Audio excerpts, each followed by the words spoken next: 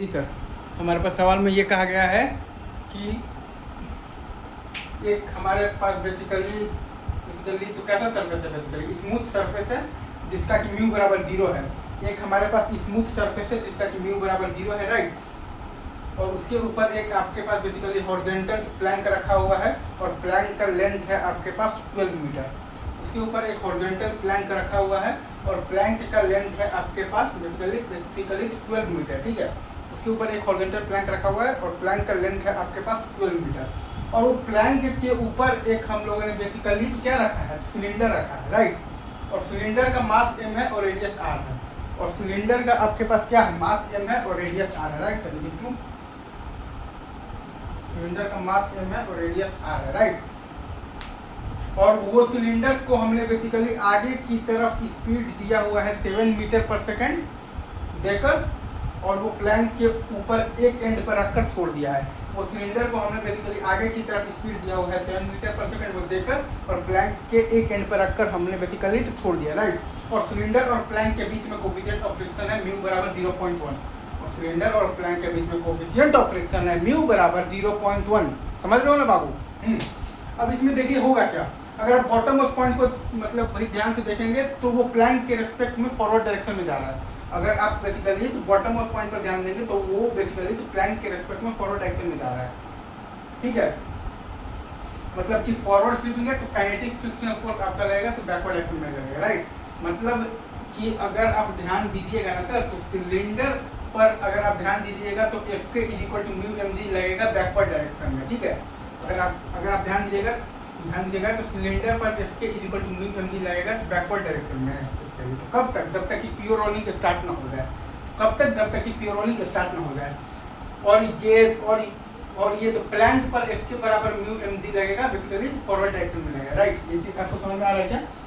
ये तो प्लैंक पर आपके पास म्यू एम जी लगेगा आपके पास बेसिकली फॉरवर्ड डायरेक्शन में लगेगा, राइट। अगर मैं फिर से बोल रहा हूँ, अगर आप बॉटम ऑफ पॉइंट पर ध्यान देंगे तो वो प्लैंक के रेस्पेक्ट में फॉरवर्ड डायरेक्शन में जा रहा है। मतलब कि फॉरवर्ड स्वीपिंग है तो काइनेटिक फ्रिक्शन फोर्स लगेगा तो बैकवर्ड डायरेक्शन में। मतलब भाई सिलेंडर पर अगर आप देखिएगा ना तो एफ के is equal to mu M g लगेगा आपके पास तो बैकवर्ड डायरेक्शन में लगेगा, right sir. Is it true? Is it true? तो इसका उल्टा होगा तो प्लैंक पर एफ के is equal to mu M g आपका लगेगा फॉरवर्ड डायरेक्शन में। तो कब तक, तो 0 से 2 सेकंड तक, तो जब तक आपका प्योर रोलिंग स्टार्ट नहीं होगा। तो कब प्योर रोलिंग स्टार्ट होगा वो भी हमने यहाँ पर निकाला है कि क्यों हमने ऐसा कह रहे हैं कि प्योर रोलिंग तो 2 सेकंड पर ही स्टार्ट होगा। ऐसा हम लोगों ने कहाँ से लाया है तो वो भी देख लीजिए। तो प्योर रोलिंग का आपके पास जो कंडीशन है वो आपके पास तो क्या है, अगर आप ध्यान दीजिएगा तो प्योर रोलिंग का कंडीशन है आपके पास बेसिकली तो V cylinder minus omega cylinder into R is equal to V plank. आपके पास प्योर रोलिंग का कंडीशन क्या है कि V cylinder minus omega cylinder into R is equal to V plank. क्योंकि प्योर रोलिंग का मतलब है कि ये बॉटम ऑफ जो पॉइंट है वो बेसिकली जो प्लैंक के रेस्पेक्ट में रेस्ट पर है। प्योर रोलिंग का मतलब है कि ये बॉटम ऑफ जो पॉइंट है वो बेसिकली जो प्लैंक के रेस्पेक्ट में रेस्ट पर है। प्योर रोलिंग का मतलब है कि ये बॉटम ऑफ जो पॉइंट है वो बेसिकली प्लैंक के रेस्पेक्ट में रेस्ट पर है। तो V cylinder minus omega cylinder into R is equal to V plank, ठीक है। तो V cylinder at any time T आप लिखिएगा 7 माइनस म्यू जी टी, क्योंकि सिलेंडर पर kinetic friction force mu M g लग रहा है बेसिकली तो ये वाले डायरेक्शन में लिखा हुआ है, देख लीजिए। तो V cylinder at any time T है आपके पास 7 माइनस म्यू जी टी, और ओमेगा सिलेंडर है आपके पास बेसिकली तो काइनेटिक फ्रिक्शनल फोर्स क्योंकि आपका लग रहा है ये वाला मतलब ये वाले जो डायरेक्शन में ना सिलेंडर पर F k equal to mu M g लग रहा है ये वाले डायरेक्शन में। तो ओमेगा सिलेंडर आपके पास क्या आ जाएगा, torque by I mu M G R by I है आपके पास basically M R square by 2 into T. ये है ओमेगा सिलेंडर आपके पास आ गया है 2 mu ji T by R. तो V cylinder minus omega cylinder into R is equal to V plank. आप क्या लिखिएगा म्यू जी टी बाय 2, क्योंकि प्लैंक का मास 2m है भाई साहब। प्लैंक का मास 2m है और सिलेंडर का मास m है। प्लैंक का मास 2m है और सिलेंडर का मास m है, right sir. Is it true? Plank का मास 2m है और सिलेंडर का मास m है। तो वी प्लैंक आपके पास आ जाएगा तो म्यू जी टी बाई 2। तो वी प्लैंक आपके पास आ जाएगा म्यू जी टी बाई 2। और बेसिकली वैसा क्यों होगा, क्योंकि प्लैंक पर काइनेटिक फ्रिक्शन फोर्स आपका फॉरवर्ड डायरेक्शन में लग रहा है। इसके is equal to mu M g लग रहा है आपके पास फॉरवर्ड डायरेक्शन में, ये वाले डायरेक्शन में, ये डायरेक्शन में, ये जो, ठीक है। प्लैंक पर आपके पास एफ के is equal to mu M G kinetic friction force लग रहा है तो ये वाले डायरेक्शन, राइट। तो 7 माइनस 3 म्यू जी टी बराबर म्यू जी टी बाई 2, तो टी बराबर 2 सेकंड। तो 2 सेकंड ये वो टाइम है जबकि आपका प्योर रोलिंग स्टार्ट होगा। 2 सेकंड, तो टी बराबर 2 सेकंड ये वो टाइम है जब आपका प्योर रोलिंग स्टार्ट होगा। यही मैं सीख कर कह रहा था कि 0 से 2 सेकंड के बीच में लग रहा है बेसिकली काइनेटिक फ्रिक्शन। अब 2 सेकंड के बाद तो चूंकि प्योर रोलिंग स्टार्ट हो गया है तो स्टैटिक फ्रिक्शनल फोर्स क्या लगेगा, 0 लगेगा, क्योंकि a cylinder minus alpha is equal to a plank, a cylinder minus alpha is equal to a plank, तो 0 बराबर 0 हमारे पास आ जाएगा, एफएस बराबर 0। तो आफ्टर 2 सेकंड तो एफएस बराबर 0 होगा, आफ्टर 2 सेकंड आपके पास बेसिकली तो क्या होगा, एफएस बराबर 0 होगा। तो 2 सेकंड तक बेसिकली अगर आप देखिएगा ना सर, 2 सेकंड तक सिलेंडर का डिस्प्लेसमेंट है 12 मीटर और प्लैंक का डिस्प्लेसमेंट है 1 metre, simple ut minus half eighty square और यहाँ पर हाफ एटी स्क्वायर। 2 सेकंड तक सिलेंडर का डिस्प्लेसमेंट है 12 मीटर और प्लैंक का डिस्प्लेसमेंट है 1 मीटर, सिंपल s बराबर ut minus half eighty square और s बराबर आपका है यहाँ पर हाफ एटी स्क्वायर। मतलब कि 11 मीटर वो चल गया है प्लैंक के रेस्पेक्ट में सिलेंडर, तो बचा डिस्टेंस बेसिकली कितना बचा, 1 मीटर बचा। 2 सेकंड तक आपके पास सिलेंडर का डिस्प्लेसमेंट है 12 मीटर और प्लैंक का डिस्प्लेसमेंट है आपके पास बेसिकली 1 मीटर, राइट। सिंपल मतलब कि ut माइनस हाफ एटी मतलब कि स्क्वायर और यहाँ पर आपके पास हाफ एटी स्क्वायर था। तो 2 सेकंड तक सिलेंडर का डिस्प्लेसमेंट है आपके पास 12 मीटर और प्लैंक का डिस्प्लेसमेंट है आपके पास 1 मीटर।